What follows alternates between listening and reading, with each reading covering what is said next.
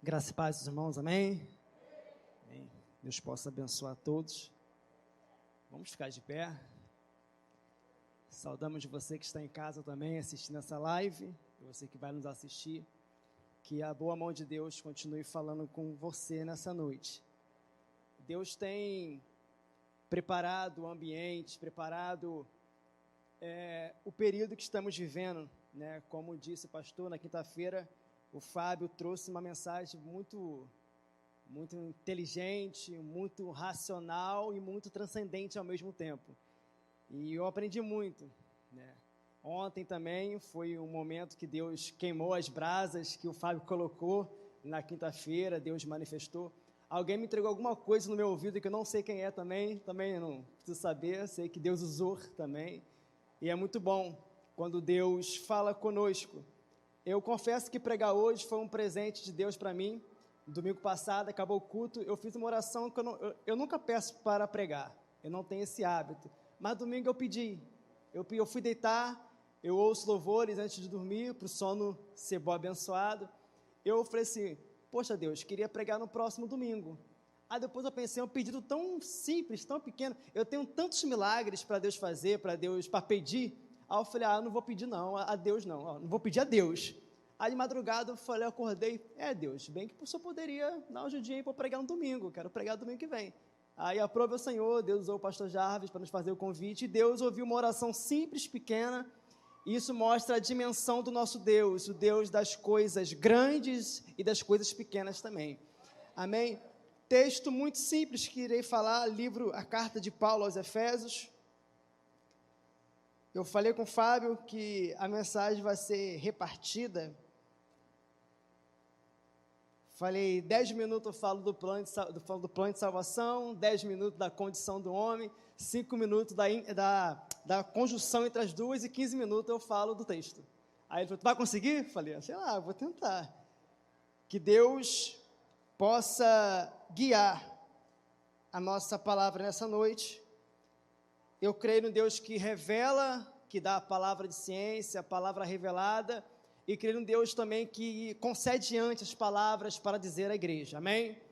Li a carta de Paulo aos Efésios, capítulo 5, verso 14, você está na sua casa, também leia conosco, Efésios, capítulo 5, verso 14, que diz, desperta, ó tu que dormes, levanta dentre os mortos, e Cristo te iluminará. Vou ler mais uma vez, Efésios, capítulo 5, verso 14, desperta, ó tu que dormes, levanta dentre os mortos e Cristo te iluminará. Amém?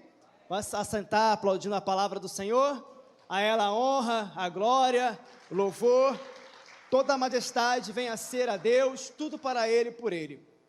Para entendermos esse texto, nós temos que retornar no capítulo 1 de Efésios. O capítulo 1, Paulo está falando do plano original, Paulo está falando daquilo que Deus planejou para mim e para você. Paulo está deixando bem claro o que Deus quer para a igreja. No capítulo 1, versículo 1, Paulo fala o seguinte, e vocês e aos santos. Paulo começa falando que a comunidade de Éfeso lá tinha santos.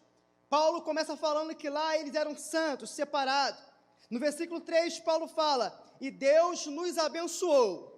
Além de Deus falar que nós somos santos, que não é a ausência do pecado, mas sim separado do pecado, fora do império, do governo do pecado, além de sermos santos, Paulo está falando, e vocês foram abençoados com as bênçãos celestiais. Paulo está bem claro, eu separei vocês, e a bênção que eu estou dando para vocês, é uma bênção que não é corruptível, não é algo que o tempo vai desfazer, não é algo que nós podemos perder. As bênçãos nas mansões celestiais, as bênçãos espirituais que Deus está falando, é a bênção que está lá no céu, fala de perfeição. O que Deus fala para mim e para você nessa noite, o plano que eu tenho para você, é um plano de santidade, é um plano de vocês serem santos e um plano de perfeição. E aí o texto continua, no versículo 4 fala que Ele nos elegeu antes da fundação do mundo. Aqui já cai por terra um pensamento de orfandade. Aqui cai por terra o sentimento que ninguém me ama, que ninguém me quer, que ninguém me escolhe. No plano de salvação está bem claro, versículo 1, ele nos separou como santo. Versículo 2, ele nos abençoou. Versículo 3, ele nos elegeu antes da fundação do mundo. Isso quer dizer que independente como foi a minha vida, como foi a minha história, independente como que me trataram, eu fui eleito em Deus. Isso quer dizer que nenhuma palavra de maldição, dizendo que você não presta, que você não vai conseguir, que o teu futuro não vai dar certo, que todas essas palavras caiam por terra. Nós somos eleitos em Deus. Aí diz no versículo 4, ele nos escolheu. João 15,16, não foi vós que me escolheste, mas eu vos escolhi. No plano de Deus, não é uma escolha de um homem para com Deus, é Deus que escolhe o homem. Tira de nós a meritocracia, tira de nós, eu prego, eu canto, eu tenho dinheiro, eu faço. Não, foi Deus que nos escolheu, e Ele não nos escolheu santo, nos escolheu ainda bebendo, fumando, pecando. Ele nos escolheu no mundo. Mesmo assim, ainda que talvez você entrou aqui nessa noite, ou você pecou esse mês, essa semana, e você está pensando, não, eu não sou digno de estar na igreja. Sim, você é digno de estar sim, porque Deus te escolheu. O plano de salvação está a escolha de Deus para mim e para você. E o texto diz, versículo 5, ele fala no plano de salvação, e ele nos predestinou. Predestinar é falar de planejar. Deus é o único ser que está no passado, está no presente, está no futuro. Deus é um ser atemporal. O que isso quer dizer? Ele vê o teu passado, ele vê o teu presente e ele vê o teu futuro. Talvez nós estamos presos na realidade do momento. No momento podemos estar cansados, no momento podemos estar para baixo, no momento podemos estar frustrados, mas Deus vê o presente e vê o futuro. E a palavra que eu quero liberar para a sua vida é: você não é aquilo que diz a seu respeito, você não é o que o seu momento diz sobre você, você é o que Deus já viu lá na frente. Plano de salvação, e aí? Versículo 6, fomos feitos para o louvor da glória dEle. Isso é muito lindo. Não existe nada melhor do que saber que eu fui feito para o louvor de Deus. É saber que a trajetória que eu estou vivendo, Deus de antemão já planejou. Mas, irmão Vinícius, o que eu estou vivendo está me ferindo. Sim, pode te ferir hoje, mas quando concluir a obra que Ele planejou, você será um motivo para o nome dEle ser louvado e glorificado. Não é assim? As pessoas vêm na igreja, conta testemunho que foi curado, mas só conta que foi curado depois que passou todo o processo da enfermidade. A pessoa só conta que ela alcançou grande vitória quando ela conta o processo de dor que ela passou. Logo, eu não posso mais me desesperar pelo meu hoje. Eu não preciso ficar desesperado com o que eu tenho hoje. Hoje é consequência do passado. Nós não vamos mudar. Mas nosso futuro está intacto ainda na mão do Deus Todo-Poderoso. E no plano de salvação, o versículo 7, ele fala que nós temos a redenção, que é o livramento mediante a um resgate. Esse é o plano de salvação. Isso é o que Deus quer para mim e para você. Isso é o que o Eterno preparou. Só que no capítulo 2 de Efésios, Paulo começa falando da condição do homem. Porque é muito interessante Deus falar, eu vou realizar, eu vou fazer, eu vou te levar. Só que até a promessa se cumprir, existe um período de tempo.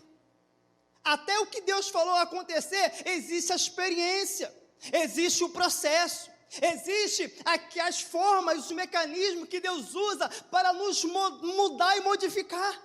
Porque se Deus nos der tudo aquilo que Ele falou que vai dar, hoje, talvez poderemos perder e não dar valor àquilo que Ele deu e que Ele fez. Se Deus falou, eu vou fazer, se Deus falou, eu vou realizar, fica tranquilo, vai acontecer, vai se realizar. Ainda que o hoje possa estar difícil, não está difícil. É Deus falando, eu preciso tirar coisas de você, eu preciso remover coisas de você, para quando Deus acrescentar o projeto dEle, nós não perdemos, aprendemos a dar valor. E aí, no capítulo 2, Paulo fala da condição do homem. Ele começa o versículo 1 falando, ele diz que nós estávamos mortos em nossos pecados. Aqui está o que Deus fala, aqui está a condição do homem sem Jesus. Aquele que está sem Jesus está morto em seu pecado. E aqui morto me vem da palavra morte espiritual. É a pessoa que tem casa, que tem trabalho, é a pessoa que tem saúde, é a pessoa que está tudo bem, mas ela não consegue ter a paz interior que eu e você, mesmo na tribulação, na dificuldade, nós conseguimos ter. É a paz que excede todo entendimento. Aí a condição do homem é a morte espiritual. E ele, versículo 2, éramos andantes, filhos da desobediência, filhos da ira, inclinados ao pecado. Paulo está falando, o que o Deus preparou está aqui, mas a vivência é outra. É Deus falar, vocês serão felizes, mas a realidade é de tristeza. É Deus falar, vocês serão alegres, serão abençoados, mas a realidade é de dor, de pranto. E às vezes pensamos e cogitamos em parar, porque não estamos vivendo aquilo que Deus falou que queríamos viver. E é aquele momento que vem as crises existenciais. É aquele momento que fala, para que eu estou na igreja? Porque esse Deus falou A, eu estou vivendo B. Querido, tudo tem um tempo na terra. Tudo tem um tempo determinado. Não é porque Deus falou hoje que vai acontecer hoje. Para alguns que estão aqui, existem bênçãos liberadas para essa noite, e vai acontecer.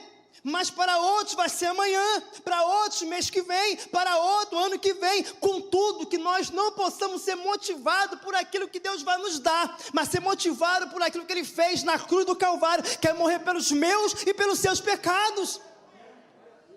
E aí Paulo fala, nós éramos inclinados ao pecado. Romanos capítulo 3, verso 12 e 23, fala assim, todos se extraviaram, e a uma se fizeram inúteis, não há quem faça o bem, não há um sequer, todos pecaram, e todos foram expulsos da glória de Deus. Isso é muito sério, porque não há capacidade em nós de se auto-salvar. Qualquer um que está aqui pode ter a faculdade de teologia, pode viver no monte. Se não for a graça de Jesus, nós iremos ser declinados ao pecado. Eu vivo na Cracolândia, e o que tem de homem de Deus, de cantor, de pregador, que não entenderam o que é graça, que não entenderam que quando Deus nos levanta, não é para gerar em nós uma prepotência, uma soberba por estar de pé. Não! É a graça de Jesus, é a misericórdia de Jesus. A igreja Vinde está de pé por causa da graça, por causa do amor, por causa da misericórdia. Estamos aqui cultuando. Sabe por que você hoje não infartou, não sofreu um acidente? Porque a graça de Deus te trouxe aqui. E a graça te comove, ela te muda, ela me muda. É tudo pela graça. Só que aqui está o plano de Deus. Aqui está a condição sem Deus. Se pararmos agora, estamos condenados. Se pararmos agora, estamos fritos. Só que o texto continua. E o lindo de Deus, que Deus, Ele mostra o que Ele quis, Ele mostra os nossos pecados, mas Ele mostra o que fazemos quando pecamos também. E aí o versículo 4 do capítulo 2, que diz assim, mas Deus, que é rico em misericórdia, por causa do grande amor com que nos amou. Paulo está falando, não há mais jeito, declinados ao pecado, filhos da ira. Paulo falou o seguinte, não há solução. Só que Paulo, no versículo 4, ele fala, mas Deus, conjunção adversativa, que contrapõe o que foi dito antes. O texto está falando, éramos condenados ao inferno por causa do pecado. Mas o texto diz, mas Deus, que é rico em misericórdia. Olha o texto que está apresentando para mim e para você. Paulo está falando, entraram pecando, entraram no erro, entraram fraco, entraram desanimados, sem esperança. Mas Deus, que é rico em misericórdia, Ele vos abençoou, Ele nos limpou, Ele vos perdoou. Paulo está falando, tudo aquilo que está de errado, Deus está falando, eu posso mudar. Eu posso transformar. Mas irmão Vinícius, o esposo, a esposa, o filho, o vizinho é alcoólatra. Mas Deus, que é rico em misericórdia, Ele pode mudar. Aqui que está aqui hoje, não todos nasceram na igreja. Há pessoas aqui que talvez não tinham um futuro. Pessoas que bebiam, que fumavam. Mas Deus, o que Deus fala para mim, para você, independente de como você entrou, independente de como está a sua trajetória, Deus, Ele tem um contraponto à tua realidade. Deus é bom. Ele disse, mas Deus, que é rico em misericórdia. E a palavra misericórdia entendemos o plano, a condição, e estamos entendendo a reconciliação em Jesus. Misericórdia vem da palavra lerachem, que vem de entranhas, algo interior, e uma das traduções vem de útero, que é o órgão da mulher, que ela tem um filho, e ela gera aquele filho com dor no parto normal, ela sente dor, mas ela gera o filho. E quando a mulher, eu acredito que sim, porque eu não sou mulher, mas quando a mulher pega o filho no colo, mesmo ela ter tido muitas dores para ter o filho, mas quando ela pega o filho no colo, o amor pelo filho é maior do que a dor que ela sentiu. Para quem é mãe, sim ou não? O que Deus está falando, eu tenho misericórdia por vocês. Dor, a dor que Cristo sentiu, gerou vida em mim e em você. E a dor da cruz não foi maior do que o amor por mim e por você. Hoje Deus está falando para mim e para você, eu tenho misericórdia da sua vida. Cristo sentiu dor na cruz do Calvário para gerar vida em mim e em você. Você só tem vida por causa da misericórdia de Jesus, só isso.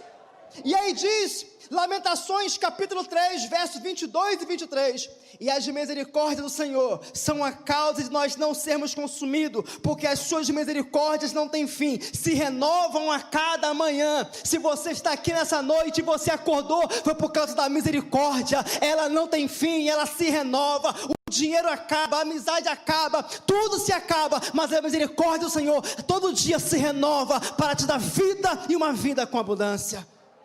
E aí, Ele nos amou, Ele teve misericórdia, e aí é o processo de reconciliação. No versículo 5 do capítulo 2, Ele fala assim, Ele, além de nos dar misericórdia, Deus nos deu vida. E separamos 3 tipos de vida que Deus dá, porque Deus é um ser completo. Deus não quer só o coração, Deus não quer só a mente, Deus não quer só o corpo, Deus quer tudo. O Antônio Carlos Costa fala que Deus e a graça é gulosa. Deus quer te santificar, te salvar, te amar e te levar para Ele. Do fio da sua cabeça, a tua alma, Deus quer tudo de você. E as 3 tipos de vida que Deus nos dá, primeiro, é a vida bios, é a vida biológica, é a saúde, é o corpo, dias, meses e anos. Mateus capítulo 6, versículo 26 diz, observai as aves dos céus, não semeiam, não colhem, não se ajuntam em celeiros, contudo, vosso Pai Celeste as sustenta, porventura, não valeis muito mais do que as aves do céu? A vida que Deus dá para mim e para você, é a preocupação com a tua saúde. Por isso nós, salvos em Cristo, não fumamos, não bebemos, não cheiramos, não roubamos, tudo aquilo que faz mal ao corpo não agrada a Deus. Ou você acha que Deus só é um ser que se preocupa com o transcendente? Não, Ele se preocupa com o teu levantar, com o teu deitar, com o seu dormir, Ele se preocupa com o que você tem comido, bebido. Por isso essa preocupação, Ele está falando o seguinte, olha, eu cuido das aves. Todo dia vai um beija-flor lá em casa, à tarde. Agora vai tendo 3 agora. Eles vão lá e ele bebe. O dia que eu deixei aquele suporte de água sem água, eles foram lá. E não tinha água que eu, Marcos Vinícius, provia para eles. Só que no outro dia que eu botei água, eles foram lá. Isso quer dizer que a vida do beija-flor não dependeu da minha provisão como homem, mas da provisão do Senhor. Vamos analisar. Nós valemos menos do que um beija-flor? Não. Como Deus sustenta os beija-flores, as aves dos céus, você que está aqui vale muito mais para o Senhor. Você não é apenas uma criatura que nasce, cresce, reproduz e morre. Você é um filho e uma filha amado do Pai, que Deus quer perto dele. Segunda vida que Deus dá é a vida psique, é a vida psicológica. Quando eu lendo esse texto, eu fiquei enquadrado em um montão de coisa, outras coisas eu não estou mais enquadrado, mas em muita parte eu fiquei enquadrado. A vida psique é o que eu penso, é o meu psicológico, é a capacidade de suportar a tribulação, dificuldade e não surtar, é a capacidade de passar qualquer dificuldade na terra, na vida, e falar, eu não perco a minha consciência. E aí, 1 Pedro capítulo 5, verso 7 diz, lançando sobre ele toda a vossa ansiedade, porque ele tem cuidado de vós. Está triste? Deus está cuidando. Está ansioso? Deus está cuidando. Está cabisbaixo? Deus está cuidando. Está pensando em parar? Deus está cuidando. Deus está cuidando. Mas, irmão Vinícius, fulano de tal parou e desistiu. Nós não vamos parar, nós não vamos retroceder. Nós temos a bênção da permanência. Deus nos deu a vida psique, consciência. Eu sei o que eu faço, eu sei onde estou e sei para onde estou indo. E a terceira vida que Deus dá é a vida Zoe, é a vida de Deus, é o Espírito Santo de Deus, é um Deus lindo, que maravilhoso, que mora dentro de nós. E isso, se não te comove, quando eu sempre leio a Bíblia de madrugada, que é o silêncio, eu fico pensando um ser tão pecador, tão falho, e dentro de mim é um ser tão grande, tão puro, tão santo. Deus não deu para a igreja um espírito de covardia, de mansidão, um espírito de tristeza, mas Deus nos deu um espírito de graça. Em nós está o eterno, em nós está um Deus grande, irmão Vinícius, mas estamos passando por dificuldade. Você não surtou, porque você tem a vida de Deus dentro de você.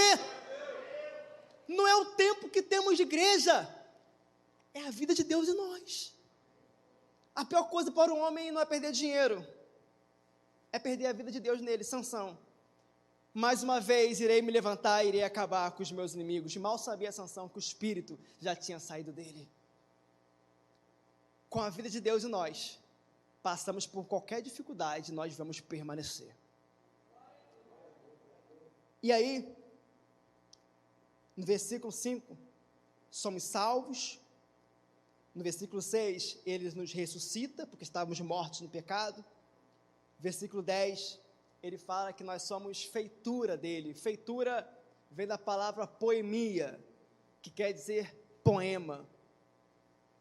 Esse Deus, ele é tão carinhoso e tão detalhista, que ele está falando, a vida de vocês é uma feitura, é um poema para mim. Por isso que eu comecei a entender que tantas coisas boas e ruins que eu passo, não sendo consequência de atos, é Deus escrevendo um poema. Mas algumas pessoas que estão aqui, ou talvez estão em casa, estão vivendo um momento de tristeza, de dor, e posso se perguntar: Marcos Vinícius, como eu sou um poema de Deus, se eu estou vivendo só coisas ruins? Como a minha vida é um poema, se eu não tenho alegria, não tenho felicidade, não tenho paz? Talvez há esse questionamento no seu coração, na sua mente. Só que todo poema vem um conjunto de palavras, existe uma coisa chamada vírgula, que para o que está escrito e recomeça, ponto, para e recomeça. A palavra de Deus para o seu coração é essa, independente de como está o hoje. Deus tem o poder de parar o teu hoje e recomeçar tudo de novo. Voltar atrás, recomeçar, refazer, pedir perdão, retroceder, não é coisa de gente fraca. Parar é entender que está indo para o caminho errado. Retroceder é entender que foi para o lugar errado e está voltando atrás. Somos um poema, sim. Deus tem um futuro abençoado, sim. Mas aí o problema é que nós pegamos o futuro abençoado e imaginamos aqui na terra. Aqui na terra, alguns vão ser ricos, alguns vão ser classe média, outros pobres. Aqui na terra, uns vão ver 100 anos, 50, 30, aqui na terra. Mas o nosso poema só vai ser terminado de ser escrito no céu. O nosso fim é o céu. O nosso fim, o nosso destino é o céu. E aí vamos para o texto agora, para encerrar. Capítulo 5 de Efésios, o versículo 14. Capítulo 5, verso 14, entendemos o plano de salvação, entendemos a condição do homem, entendemos que Deus, ele, apesar da condição do pecado, Deus restaura o homem, e aqui no capítulo 5, Paulo fala, pelo que diz, desperta. É o momento da igreja, você, despertar para o reino e para o propósito de Deus. Uns dizem que a pandemia é Deus conversando com a igreja, outros dizem que é Deus punindo a igreja, outros dizem muita coisa. Eu pude entender, Deus falando comigo, desperta, Acorda. Você tinha liberdade para fazer e não fazia. Você tinha liberdade para estar e não estava. Eu lembrei de muitos cultos que eu podia estar e nada me atrapalhou de estar, mas eu não estava. Aí quando não tem culto, eu falo, nossa, eu queria ir para a igreja. Aí vem aquela palavra, você poderia estar em vários, mas não esteve. E a palavra desperta é para quem está com sono. Se Deus fala levanta, é para quem está sentado, deitado. Desce, para quem está de pé. O povo ali está cansado, frieza espiritual. Aí Paulo fala, desperta. A palavra desperta tem o mesmo significado de aviva. Paulo fala, despertem, avivam, porque Deus já perdoou vocês, Deus já restaurou vocês, Deus deu dons para vocês, Deus deu poder para vocês, mas é hora de despertar desse cansaço, desse sono, é hora de se posicionar. Mas irmão Marcos Vinícius, eu não tenho um dom. Quem disse que Deus precisa de dons? Deus precisa de filhos que se coloquem na posição para ser usado, é a graça. A palavra viva vem de juiz aguçado, entenda isso. Deus fala, despertem, avivam, tenham juízo. Segundo significado, purifiquem. Terceiro, corrigem. Quarto, reacendem a chama que ainda está se apagando. Eu quero profetizar sobre a sua vida. Se você entrou aqui desanimado, cansado, que o fogo de Deus se possa reacender na sua vida. O fogo de Deus, e esse fogo não é apenas holográfico, ele queima os nossos pecados, nossos erros, e nos faz reposicionar na condição de filhos amados. Avivam. 2 tipos de avivamento que nós precisamos. O primeiro, Abacuque, capítulo 3, verso 2, aviva, Senhor, as suas obras no meio dos anos. Começamos bem, no final vemos a vitória, mas no meio dos anos ficamos desanimados, cansados, porque esquecemos do que Deus falou e não sabemos para onde estamos indo. Desânimo, frieza. Primeiro avivamento, quero declarar sobre a nossa vida, o avivamento congregacional. Aviva a sua obra no meio da igreja, no meio do povo. Primeiro avivamento. Segundo, o avivamento individual. Porque naquela conferência que teve de dança, que eu já me esqueci o nome, isso, incendiados, teve o avivamento congregacional, mas alguns saíram daqui de dentro com o avivamento individual. Se avivaram e manteram a chama acesa. Timóteo, 2 Timóteo, capítulo 1, verso 6. Por esta razão te ensino que reavivas o dom que há em ti. O avivamento congregacional é quando Deus desce fogo na igreja e preenche todos.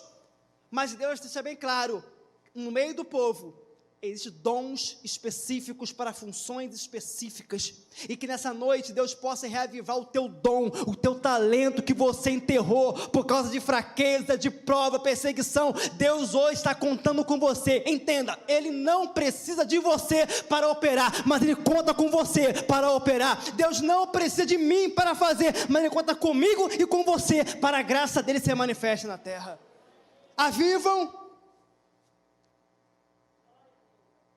Continua o texto para encerrar. A Abigail falou que eu falo encerrar 10 vezes. Eu vou falar só uma vez só, eu acho.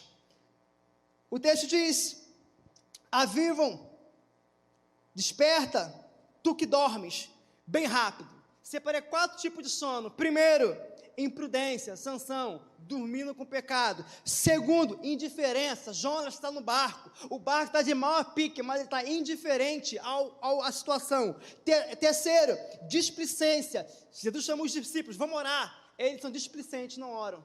Quarto sono, distração, Eutico está na janela, Paulo pregando, ele fica meio olhando para um lado, olhando para as luzes e cai. De qual sono Deus precisa nos avivar e despertar nessa noite? Imprudência, indiferença, displicência, distração? Deus tem me despertado há algum tempo, e quando Deus desperta, Ele confronta também, e voltar atrás é tão difícil. Deus não vai nos fazer avançar enquanto tivermos pendências a se resolver.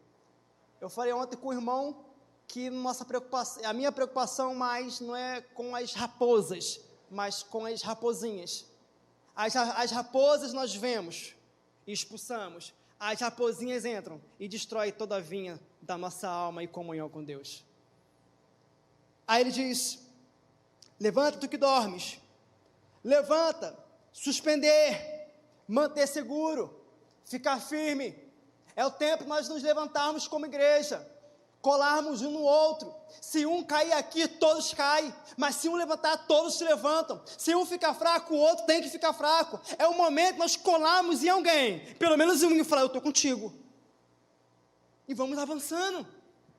E eu encerro, em nome de Jesus, em nome de Jesus, porque Cristo te iluminará. Quero convidar o ministério de louvor para estar aqui em cima. Deus nos aviva, Deus reacende a chama para uma coisa em principal, e eu quero que você preste atenção, você que está em casa, tudo aquilo que Deus faz para você, é para se cumprir isso aqui. João capítulo 1, versículo 4, a vida estava nele, e a vida era a luz dos homens. O avivamento é para clarear ou esclarecer o nosso caminho a se encontrar com Jesus. Ele pode te curar hoje, Ele pode te prosperar, Ele pode te abençoar, mas o que Cristo quer é que você entenda que Ele é a luz para a sua vida. João capítulo 8, versículo 12, quem me segue não andará em trevas, pelo contrário, terá a luz da vida. Andar em trevas não é só estar no mundo, andar em trevas é estar no meio da luz e não poder se enxergar, não saber quem você é. Talvez você que está aqui hoje que não é cristão, você que está assistindo que não é cristão. Avivamento é clarear, Ele quer mostrar aonde você está, Ele quer mostrar para você quem você é de verdade, Ele quer mostrar para você para onde você deve ir. A preocupação do homem é aquilo que você tem, a preocupação de Deus é para onde você está indo. Hoje pode ser, o que eu sempre digo, o último culto, a última celebração. Hoje, Deus pode falar: eu quero você. Para onde você vai? Para onde eu vou? João 12:35, andai enquanto tendes luz, para que as trevas não vos apanhem, e quem anda nas trevas não sabe para onde vai. O problema não está na tribulação, o problema não está na prova, o problema não está passando por dificuldade, o problema é não saber para onde está indo. Essa é a noite que Deus fala: eu vou te avivar, mas que esse avivamento, que esse fogo possa clarear os seus caminhos para uma vida de eternidade comigo. Melhor do que ter, é saber para onde vai. E aí, João 12:46, eu vim como luz para o mundo, a fim de que todo aquele que crê em mim não permaneça nas trevas. E Hebreus capítulo 1, Ele que é o resplendor da glória, a expressão exata do seu ser, sustentando todas as coisas pela palavra do seu poder, depois de ter feito a purificação dos pecados, assentou-se da majestade à direita nas alturas. Vamos ficar de pé. O Espírito Santo não precisa de forçarmos, porque para você que está aqui nessa noite, para você que está na sua casa, eu resumo a mensagem com uma palavra: Ele quer clarear os seus caminhos e salvar a sua vida.